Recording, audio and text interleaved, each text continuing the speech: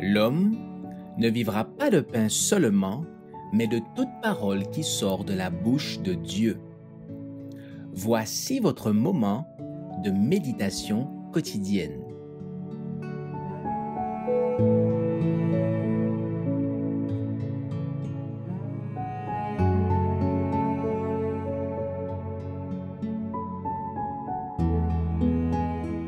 Dieu veut notre croissance. Le 10 octobre.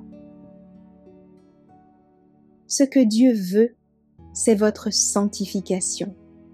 1 Thessaloniciens, chapitre 4, verset 3. La sanctification n'est pas l'œuvre d'un moment, d'une heure ou d'un jour. C'est une perpétuelle croissance en grâce. Nous ignorons aujourd'hui combien la lutte sera dure demain. Satan est en vie et en activité. Chaque jour, il nous faut crier à Dieu pour recevoir la force de résister.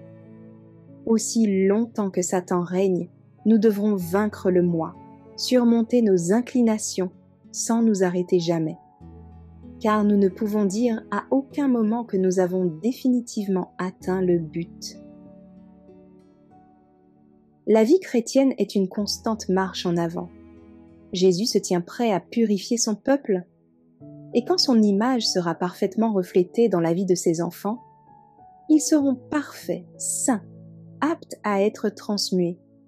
Une grande œuvre est exigée du chrétien. Nous sommes exhortés à nous purifier de toute souillure de la chair et de l'esprit, en achevant notre sanctification dans la crainte de Dieu. Nous voyons par là ce qui nous reste à faire. Il nous faut être sans cesse sur la brèche. On ne peut être un chrétien authentique sans vivre chaque jour en harmonie avec la volonté de Dieu, sans renoncer chaque jour à soi-même en portant sa croix et en suivant le Christ avec joie. Tout chrétien vivant connaît une progression quotidienne dans sa vie spirituelle. Alors qu'il avance vers la perfection, il se convertit à Dieu chaque jour. Cette conversion ne sera totale qu'au moment où, ayant atteint la perfection du caractère chrétien, il sera pleinement préparé à recevoir l'immortalité. La religion n'est pas seulement une émotion, un sentiment, c'est un principe de vie intimement mêlé aux tâches et aux occupations quotidiennes. C'est cette persévérance à faire le bien qui prépare notre caractère pour le ciel. Il faut vivre pour le Christ, instant après instant, heure après heure, jour après jour. Le Christ alors demeure en nous. Et lorsque nous nous réunissons, son amour, tel une source en un lieu aride, jaillit de notre cœur, désaltère et restaure, et donne à ceux qui périssent le désir de boire à la source de la vie.